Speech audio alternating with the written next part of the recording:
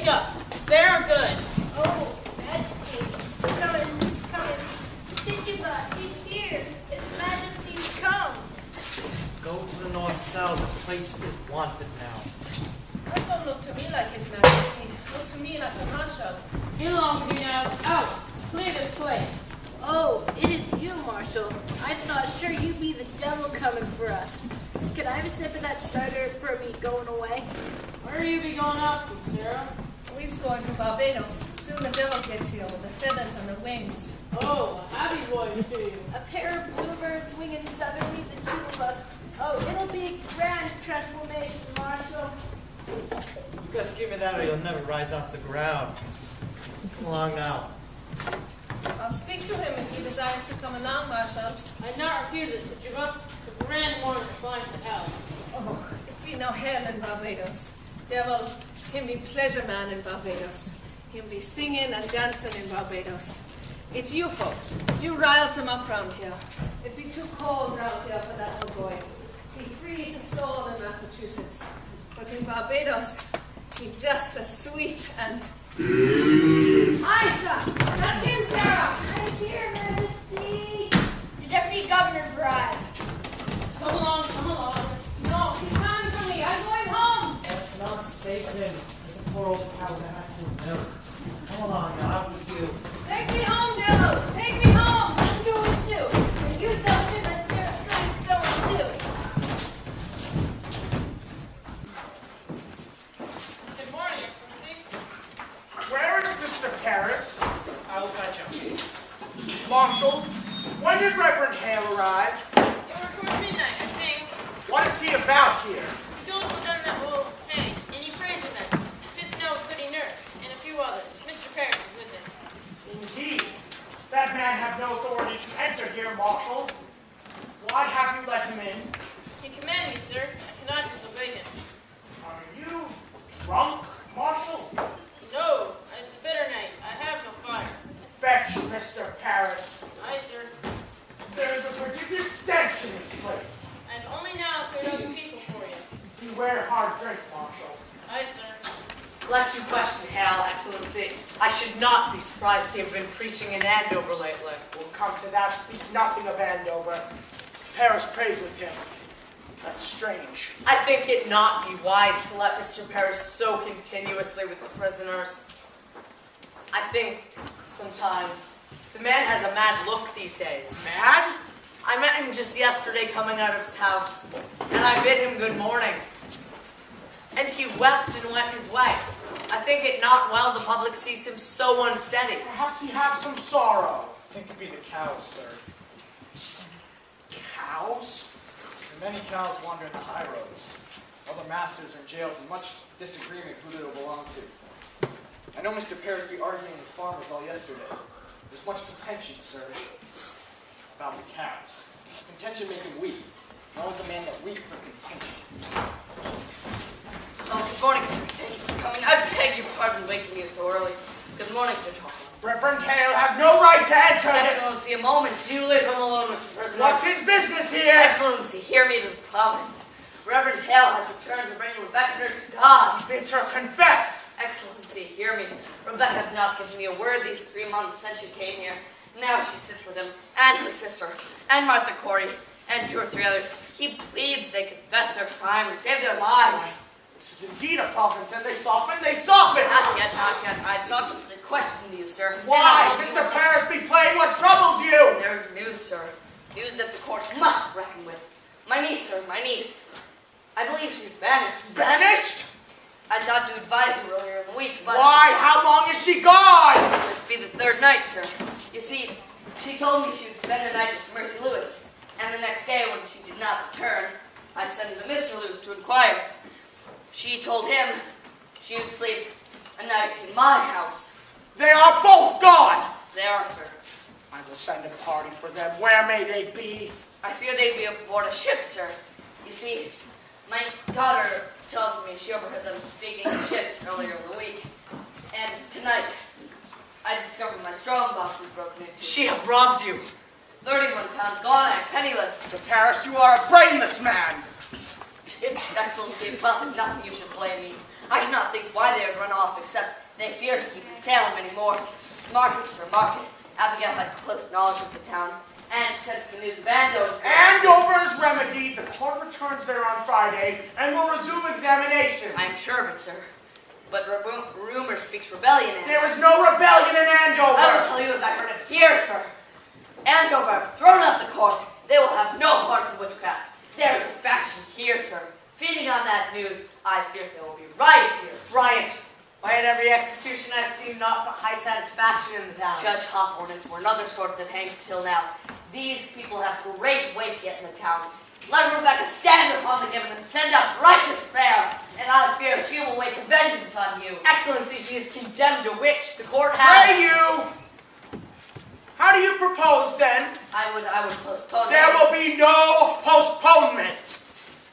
Excellency, since Mr. Hale's arrived, I think that if he can bring even one of these to God, that will surely damn the other in the public eye. That way, unconfessed and claiming innocence, our good purpose is lost in their tears. Give me the list.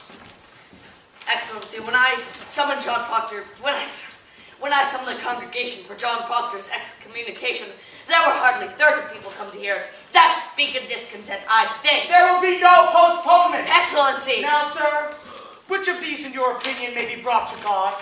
I myself will strive with him till dawn. There's not sufficient time. I will do my utmost. Which of these do you have hope for? Excellency, a dagger. What do you say? Last night, when I opened the door to leave my house, a dagger clattered to the ground. You cannot hang this sword! There is danger for me! I dare not step outside at night!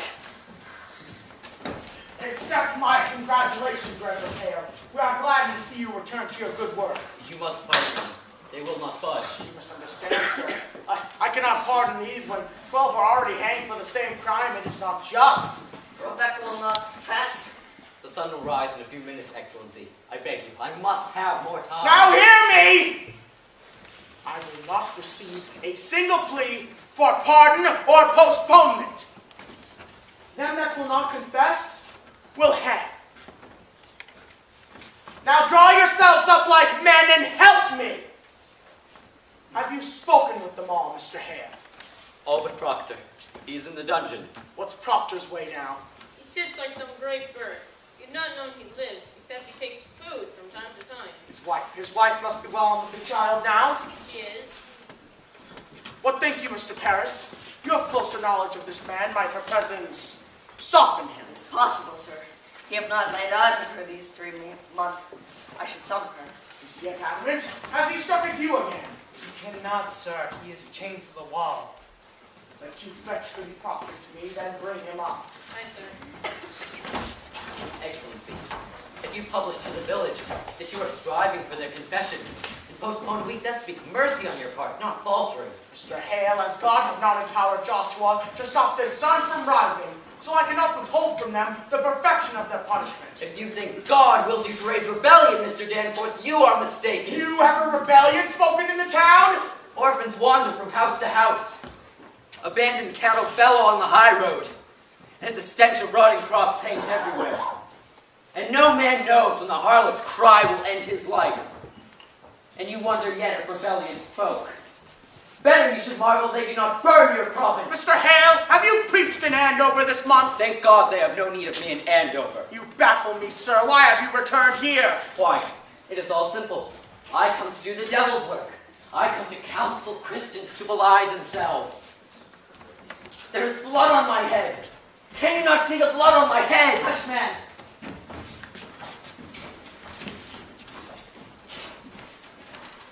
Proctor, I hope you are hardy. I am yet 6 months before my time. Pray be at your ease. We come not for your life. Mr. Hale, will you speak with the woman? Lady Proctor, your husband is marked to hang this morning. I have heard it. You know, do you not, that I have no connection with the court. I come of my own. For if your husband is taken, I account myself as murderer. You understand me? What do you want of me? I have gone this 3 month, like our Lord into the wilderness. I have sought a Christian way. For damnation's doubled on a minister who counsels men to lie. It is no lie. You cannot speak of lies. It is a lie! I'll hear no more of that! Let you not mistake your duty as I mistook my own. The very crowns of high religion that I brought to this village, and what I touched with my bright confidence, it died. And where I turned the eye of my great faith, blood flowed up. Beware, goody proctor. Cling to no faith when faith brings blood. Life, woman. Life is God's most precious gift. And no principle, however glorious, may justify the taking of it. Will you speak with your husband? Will you strive with him? I cannot think he will listen to another. I think that be the devil's argument. In the eyes of God, we're as swine. We cannot read his will. I cannot dispute with you, sir. I lack learning for. Goody proctor, be there no lively tenderness within you? You will die with the sunrise. Do you understand it? What say you, are you stone? And I know all the proof of your unnatural lie. Your dry eyes now would be sufficient evidence that you delivered up your soul to hell. Take her out. It profit nothing she would speak with him. Let me speak with him, Your Excellency. You'll strive with him. Will you plead for this confession, or will you not? I promise nothing. Let me speak with him.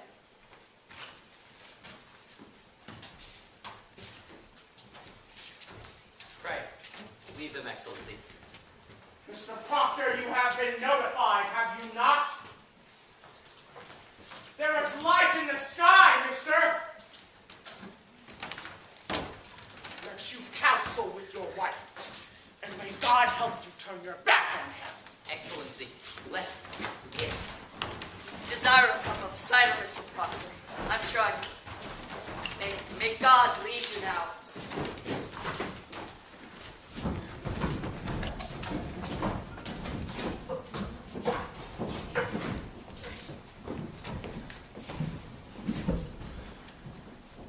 The child. It grows. There is no word of the boys. They are well. Rebecca Samuel keeps them. You have not seen them. I have not. You are a marvel, Elizabeth. You have been tortured. Aye. They come now for my life. I know it. None have yet confessed. There be many confessed. Who are they? There be 100 or more, they say. Goody Ballard is one. Isaiah Goodkin is one. There be many. And Rebecca. Not Rebecca. She have one foot in heaven now. Naught may hurt her more. And Giles. You have not heard it. I heard nothing where I kept. Giles is dead. Dead? When were you hanged? You were not hanged. You would not answer his indictment, aye or nay. For if you denied the charge, they'd hang him surely, and auction out his property. So he stand mute, and died a Christian under the law. And so his sons will have his land. It is the law, for he could not be condemned a wizard without he answered the indictment, aye or nay. Then how does he die? They press him, John. Press. Aye. Great stones they lay upon his chest until he plead aye or nay. They say he give him but 2 words. More weight, he says, and died.